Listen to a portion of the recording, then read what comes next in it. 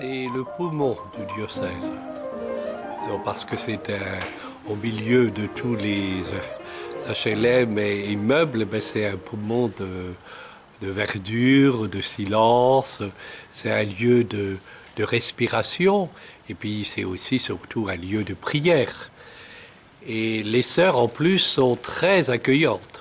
Et pour le diocèse, leur maison est vraiment un lieu, une plaque tournante, puisque nous y vivons les rencontres du conseil presbytéral, les rencontres des responsables de secteur, les récollections de diacres, les récollections des équipes pastorales.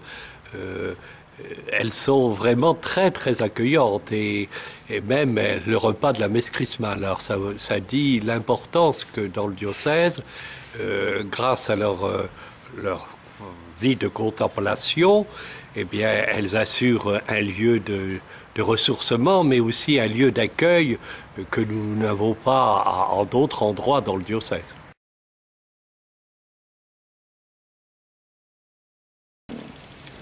Première chose, la loi oblige les établissements recevant du public à déposer un agenda d'accessibilité programmé, ce qu'on appelle l'ADAP, le dossier ADAP. Donc il fallait le déposer avant fin 2015. Donc ce dossier a été déposé par un bureau d'études à la demande des sœurs, fin 2015. Et il a mis en lumière le fait qu'il y avait des gros problèmes d'accessibilité de personnes à mobilité réduite et de sécurité incendie. Il fallait donc prévoir des travaux pour remettre toutes les parties recevant du public, c'est-à-dire l'accueil des retraitants, la chapelle, le magasin. Il fallait remettre tout aux normes. Donc on a bien pris le temps de voir toutes les possibilités qui étaient disponibles. On a retourné les problèmes dans tous les sens. La première question était, en fait, les deux pôles principaux étaient la chapelle et donc l'accueil, comme dit Hélène. Pour la chapelle, il y avait effectivement un problème d'accessibilité à cause des différences de niveau entre la rue, la chapelle, la cour et la chapelle. Ça pouvait se régler sans trop de difficultés, et encore. Le plus gros problème, apparemment, c'était vraiment les problèmes de sécurité incendie. On avait en fait la chapelle qui est très enclavée actuellement. Elle se trouve enclavée par la partie du logis des sœurs, enfin la partie clôture, le monastère, et la partie accueil des retraitants. Donc on avait un problème assez important de sécurité incendie, de coupe-feu entre tous ces bâtiments.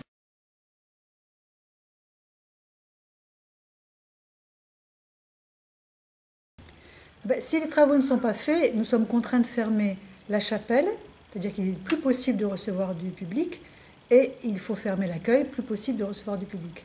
À ce moment-là, c'est toute la vocation du monastère qui est battue en brèche. Alors, il n'était pas possible d'arranger les choses, de mettre des rampes, de mettre des trucs qui permettaient de bricoler, quoi, en fait. Oui, alors on a fait une étude de faisabilité dans un premier temps, où en fait le but c'était de voir, d'étudier l'existant et de voir ce qu'on pouvait faire en gardant l'existant. Donc rénover la partie accueil, recréer une partie accessible aux personnes à mobilité réduite, ça c'était possible. D'ailleurs, le projet, on rénove, on ne vient pas faire un bâtiment neuf. Le gros souci, c'était la chapelle. La chapelle, d'une part, donc le fait qu'elle soit enclavée, on avait vraiment des problèmes de coupe-feu à régler, enfin, qui engendraient des coûts assez importants. On avait des problèmes donc d'accessibilité. Même si on pouvait mettre des rampes, ça restait quand même pas très esthétique, on va dire.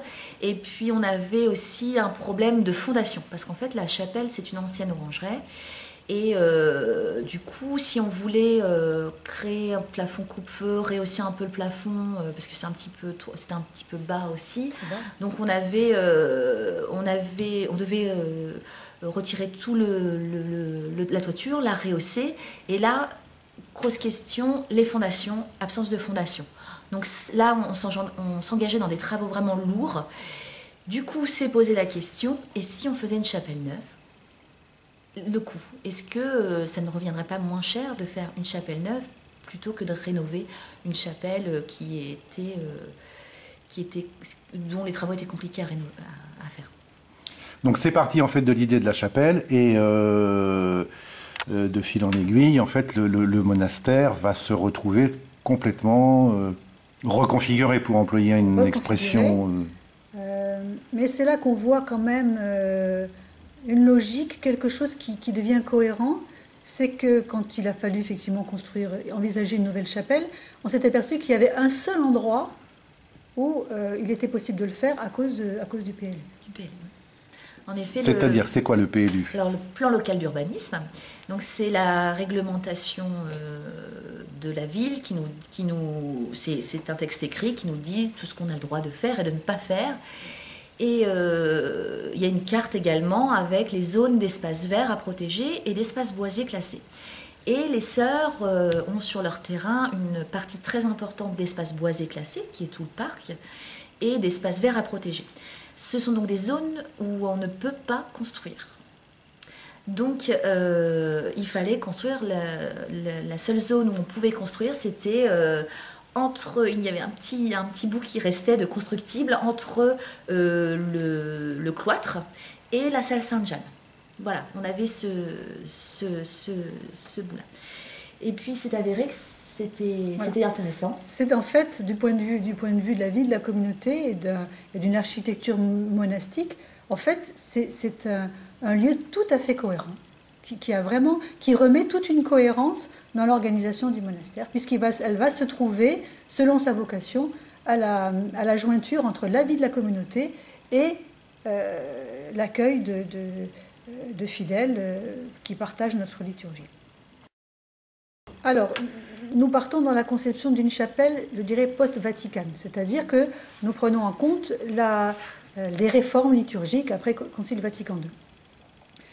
Sur la chapelle existante, nous avions deux entités, la partie des fidèles et la partie de la communauté qui était à angle droit, ce qui rendait très difficile la constitution de ce qu'on appelle une assemblée, cette visibilité du peuple de Dieu.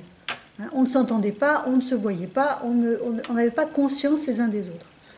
Dans la nouvelle chapelle, on se retrouve donc dans l'idée d'un peuple de Dieu, une assemblée unie, avec des zones bien différenciées, justifiées par la différence de nos vocations et de nos appels, mais nous regardons tous dans le même sens. Nous allons tous dans le même sens, et cette réalité-là est figurée par la disposition de la chapelle, qui est centrée sur l'autel et la présence eucharistique. Il y a aussi une question d'orientation. Alors, la chapelle est orientée à peu près vers l'est. C'est une tradition dans l'Église où l'Église doit être orientée vers l'est, soleil levant, ce signe de la résurrection. Nous allons vers notre éternité. Cette éternité qui est symbolisée par l'Orient, le soleil qui se lève, ce renouveau qui s'opère tous les matins.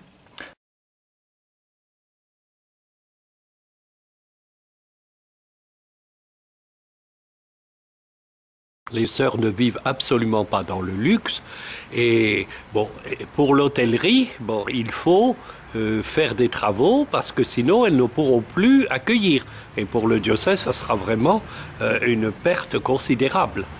Et donc il faut quand même que nous comprenions pourquoi les sœurs font ces travaux et la chapelle, elle est très basse de plafond et c'est pas toujours très facile quand on est trop nombreux. Et là, les sœurs vont pouvoir prier dans un cadre plus adapté. Et en plus, on pourra accueillir les personnes d'une autre façon. Elles pourront respirer davantage dans la chapelle.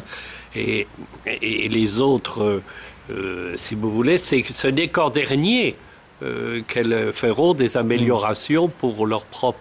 Mais vous savez, il y a aussi parmi les sœurs des sœurs âgées. Et donc, elles ont le souci d'accompagner leurs sœurs jusqu'à l'entrée dans le royaume. Et pour ça, il faut quand même vivre des aménagements. Soit un ascenseur, soit... C'est quand même un peu normal. Donc, ce n'est pas luxueux et j'espère que beaucoup de chrétiens vont comprendre et qu'ils vont soutenir les sœurs dans leurs travaux parce que pour le diocèse, c'est vraiment le poumon. Et on ne peut pas respirer si on n'a pas de poumon. Alors je souhaite que tout le monde comprenne ça et qu'on soutienne bien les sœurs dans leurs travaux.